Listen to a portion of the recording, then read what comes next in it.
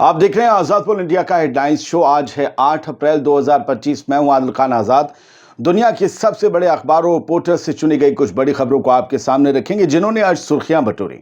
इस शो में आप देखेंगे इसराइल ने गजा से फलस्तीनियों को निकालने का अमल किया शुरू। 16 फ्लाइट्स रवाना करने का इसराइली मिनिस्टर ने किया दावा। इथनिक क्लींजिंग का खौफ। पेंटागन चीफ की हाउथीज को खुली धमकी, कहा अब और बुरा होने वाला है। अमेरिका की एयर स्ट्राइक्स में आई तेजी।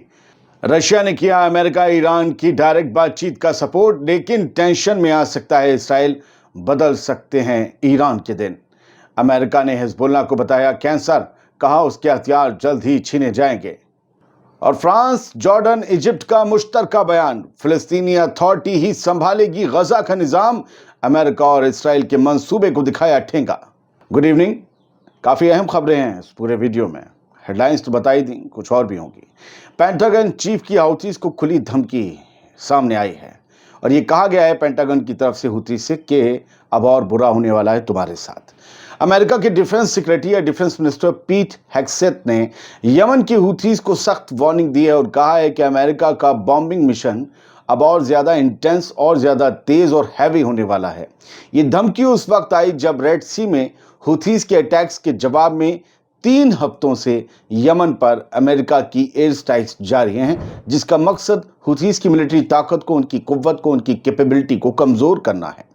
पेंटागन के मुताबिक हेग्सेथ ने सऊदी अरब के डिफेंस मिनिस्टर प्रिंस खालिद बिन सलमान से भी फोन पर बात की, जिसमें दोनों ने मिलिट्री कोऑपरेशन और रीजनल सिक्योरिटी पर डिस्कशन किया। प्रिंस खालिद ने बाद में एक्स पर पोस्ट करके कंफर्म किया कि दोनों ने रीजनल डेवलपमेंट्स और अमनो अमान के लिए मिलकर काम करने के विजन पर बात की है। लेकिन इस बात में या इस पोस्ट में कहीं भी सऊदी अरब की मदद से यमन पर हमला करने का जिक्र नहीं था। मैंने ये बताना आपको लाजमी समझा। इधर रशिया का कहना है कि वो अमेरिका और ईरान के दरमियान सीधी या इनडायरेक्ट बातचीत का सपोर्ट करता है ताकि दोनों तरफ की टेंशन कम हो सके। यूं ही तो बयान नहीं आया होगा रशिया से निकलकर, कोई तो बात होगी तभी तो बयान आया है। आज मंगल के दिन रूसी सदर व्लादिमीर पुतिन के ऑफिस क्रेमलिन के स्पोक्स पर्सन दिमित्री पेस्कोव ने मीडिया से बात करते हुए कहा कि रशिया हर किस्म के सियासी और डिप्लोमेटिक हल का सपोर्टर है। हमने सुबह दोस्तों आपको बताया था कि डोनाल्ड ट्रंप ने कहा है कि ईरान से हमारी बातचीत शुरू हो गई, बल्कि ईरान हमसे डायरेक्टली बातचीत शुरू कर चुका है, मतलब कर चुका है, जबकि ईरान ने इस बात को नहीं माना। ये कहा कि इनडायरेक्ट बातचीत के लिए हम राजी हैं, लेकिन ये भी कहा कि हम ओमान में मीटिंग करने वाले हैं अमेरिका के साथ। अब रूस बातचीत का सपोर्ट कर रहा है और मीटिंग की बात दोनों कह रहे हैं, तो आप खुद समझदार हैं क्या चल रहा है। लेकिन अगर ईरान और अमेरिका में मामला सेट हो गया तो इसका सीधा नुकसान इसराइल को होगा, क्योंकि वो हमेशा से अमेरिका को जंग में खींचकर ईरान पर बमबारी करवाने का ख्वाब देखता आया है। अब वो ख्वाब चकनाचूर होगा या उसको थोड़ी सी कुछ और हवा लगेगी, पता नहीं। ये तो दोनों की मीटिंग पर डिपेंड करता है। ईरान के स्टेट मीडिया के मुताबिक उसके न्यूक्लियर प्रोग्राम के मुद्दे पर अमेरिका और ईरान के दरमियान 12 अप्रैल को ओमान में बातचीत होने वाली है।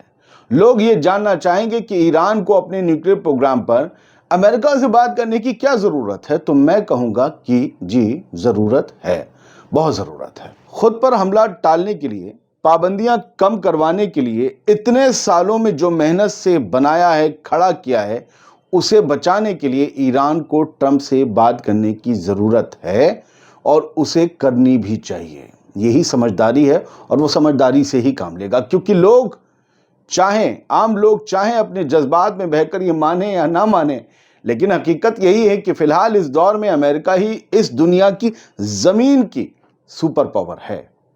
उसकी एक बानगी कल ही दिखी जब ट्रंप के टैक्स बढ़ाने से पूरी दुनिया का शेयर मार्केट बुरी तरीके से क्रैश हो गया। क्या ऑस्ट्रेलिया, क्या न्यूजीलैंड, क्या रशिया, क्या चाइना, हर जगह इधर से उधर तक, खुद यूएस में भी। तो कुछ तो है। ये भी याद रखें कि रशिया और ईरान के दरमियान दोस्ती और मिलिट्री ताल्लुकात 2022 में यूक्रेन वॉर के बाद और ज्यादा गहरे हो गए हैं। हर एस्पेक्ट बताऊंगा आपको खबर का। रशिया पहले भी ईरान और अमेरिका के दरमियान सुलह करवाने का ऑफर दे चुका है और अब तो खुद अमेरिका और ईरान بات چیت شروع کر چکے ہیں ٹرمپ کے مطابق یا ایران کے مطابق اومان میں ملنے جا رہے ہیں سیٹرڈے کو. تو کیوں نہیں چاہے گا رشیا کے؟ وہ کیسے دور رہے گا؟ وہ کہے گا دیکھو ہم نے بھی سپورٹ کیا, ہم نے بھی کیا, ہم ہی کر رہے تھے کوشش. ہر کوئی کریڈٹ چاہتا ہے, ہر کوئی.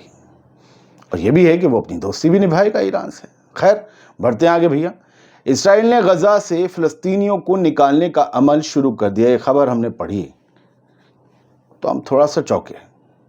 اسرائیل کے انٹیریئر منسٹر موشے اربل نے, انٹیریئر منسٹر ہے موشے اربل اسرائیل کا, اس نے منڈے کو یہ دعویٰ کیا کہ اسرائیل کا ریمون ایئرپورٹ سے اب تک, اسرائیل کا جو ریمون ایئرپورٹ ہے اس سے اب تک 16 فلائٹس غزہ کے لوگوں کو لے کر باہر جا چکی ہیں. موشے اربل نے کہا کہ یہ فلائٹس والنٹری مائیگریشن کے نام پر چل رہی ہیں, لیکن دوستو اصل میں یہ خبر غزہ کے لوگوں کو زبردستی نکالنے کا حصہ لگتی ہے. دا نیو عرب کی رپورٹ کے مطابق اربل نے کہا کہ یہ سلسلہ اگلے کچھ دنوں میں بڑھنے کا امکان ہے, یعنی تیزی سے غزہ کے لوگوں کو غزہ اور فلسطین کی زمین چھڑوا کر کہیں چھوڑا جا رہا ہے یا چھوڑا جائے گا. وہ کہاں جا رہے ہیں اس نے یہ نہیں بتایا کہ یہ فلائٹس میں کتنے لوگ تھے, کتنے فلسطینی گئے چھوڑ کر. ایسا تو نہیں ایک ہی دو لوگ گئے, یا وہ کہاں لے جائے گئے ہیں یہ بھی نہیں بتایا اس نے اپنے بیان میں.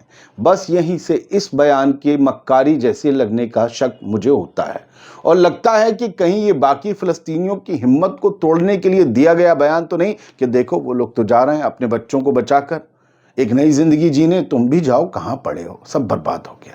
ایسا تو نہیں کہ برگلایا جا رہا ہے. اور غزہ کے لوگ گئے بھی ہیں تو وہ بہت مایوس ہو کر گئے ہوں گے. میں دوسرے نظریے سے بات کرتا ہوں, کیونکہ نہ تو بے پرواہ لاپرواہ عرب حکمران ان کے کام آئے اور نہ ہی کوئی غیر عرب حکمران. سب بس مذمت کر رہے ہیں یا وارننگ دے رہے ہیں. یہ کڑوی بات ہے. غزہ کے لیے کوئی کچھ بھی سالڈ نہیں کر رہا جس سے یہ جنگ رک جائے. سالڈ نہیں کر رہا. اس جنگ میں اسرائیل کے حملوں سے 61,700 سے زیادہ فلسطینی شہید ہو چکے ہیں, اور 2.3 ملین کی آبادی کا اکثر بڑا جو حصہ ہے وہ بے گھر ہو چکا ہے. غزہ میں سب کچھ تھم گیا ہے, مگر غزہ کے لیے اگر کچھ چل رہا ہے تو وہ ہے مذمت اور دھمکی کا دور. اگر کوئی بھی اپنی کیپیسٹی کا 1/4 بھی کچھ کرتا تو یہ جنگ کب کی رک چکی ہوتی, چاہے سعودی عرب ہو, UAE ہو, جارڈن اور ایجپٹ جیسے تھوڑے مجھولے والے طاقتور والے ملک ہوں. باقی تو سب کمزوری ہیں, پیسے میں ہیں کچھ نہیں ہے. کویت ہوں, قطر ہوں, یا ان عربز کے علاوہ کوئی بھی غیر عرب ہو جس کے پاس طاقت ہو, اگر یہ 1/4 بھی کچھ کرتے تو جنگ رک جاتی. اب بات لیبنان کی, بات حزب اللہ کی. امریکہ کا کہنا ہے کہ حزب اللہ ایک کینسر ہے اور اسے جلد ہی ڈس آرم یعنی کہ نہتہ کرنا ضروری ہے, اور ایسا ہوگا بھی. مڈل ایسٹ پیس کے لیے امریکہ کی ڈپٹی اسپیشل انوائے مارگن اورٹیگس نے ایک انٹرویو میں حزب اللہ کو لیبنان کے لیے کینسر قرار دیا اور کہا کہ اگر ملک کو بچانا ہے تو اس گروپ کو فوراً ڈس آرم کرنا ہوگا, نہتہ کرنا ہوگا, اس کے ہتھیار چھیننے ہوں گے. العربیہ نیوز کو دیے گئے اسپیشل انٹرویو میں اورٹیگس نے ایران پر الزام لگایا کہ وہ پورے مڈل ایسٹ کو ایک خطرناک انسٹیبلٹی کی طرف لے جا رہا ہے. اب بات غزہ کے لیے سیز فائر کی جو کوششیں ہو رہی ہیں اس کو لے کر, اور بعد میں نظام کون سنبھالے گا اس کو لے کر جو چرچا ہو رہی ہے. فرانس, ایجپٹ اور جارڈن نے ایک بیان جاری کیا ہے کہ غزہ کی حکومت صرف فلسطینیوں کے ہاتھوں میں رہے گی اور اس طریقے سے فلسطینی اتھارٹی ہی نظام سنبھالے گی. فرانس کے پریزیڈنٹ ایمانوئل میکرون, ایجپٹ کے پریزیڈنٹ عبد الفاتح السیسی اور جارڈن کے کنگ عبداللہ II نے مل کر کہا ایک مشترکہ بیان میں, ایک جوائنٹ بیان میں, کہ غزہ کی گورننس, غزہ کا نظام صرف پیلسٹینین اتھارٹی محمود عباس والی اس کے پاس ہونا چاہیے. حماس کا اس میں کوئی رول نہیں ہونا چاہیے, اور نہ ہی کسی باہری یا تیسری طاقت کا. حماس کا اس لیے نہیں کہ اگر حماس کے ہاتھوں میں رول گیا تو اسرائیل کبھی نہیں سیز فائر کو مانے گا, جنگ ختم نہیں کرے گا, نہ امریکہ مانے گا. خیر, قاہرہ میں ہوئی میٹنگ کے بعد تینوں لیڈرز نے ایک جوائنٹ اسٹیٹمنٹ میں کہا کہ گورننس, لا اینڈ آرڈر और सिक्योरिटी का जिम्मा गजा में सिर्फ एक मजबूत फ़लस्तीनी अथॉरिटी के पास होना चाहिए। मैक्रोन ने यह भी कहा कि वो फ़लस्तीनियों के डिस्प्लेसमेंट के सख्त खिलाफ हैं। ये हमने आपको रात भी बताया था। अब ये मीटिंग्स के बाद का, क्योंकि तब तक अब्दुल्ला से मुलाकात नहीं हुई थी, जॉइंट स्टेटमेंट नहीं आया था, वो आप बता रहे हैं। तो फ़लस्तीनियों के डिस्प्लेसमेंट के मैक्रोन साहब खिलाफ हैं और उन्होंने अरब लीग के गजा रिकंस्ट्रक्शन प्लान का सपोर्ट किया। बोले ये प्लान बढ़िया है जो अरब ला रहे हैं, $52 बिलियन का आई थिंक, जो कि उसके रीलोकेशन उनके डोनाल्ड ट्रंप के रीलोकेशन जो प्लान था उसका जवाब था अरब लीग का प्लान। वो लाए थे गजा को रिवियरा बनाने वाला डोनाल्ड ट्रंप, तो अरब लीग लिया है कि नहीं कोई नहीं जाएगा छोड़ के, सब यहीं रहेंगे। तो ये सब कुछ चल रहा है।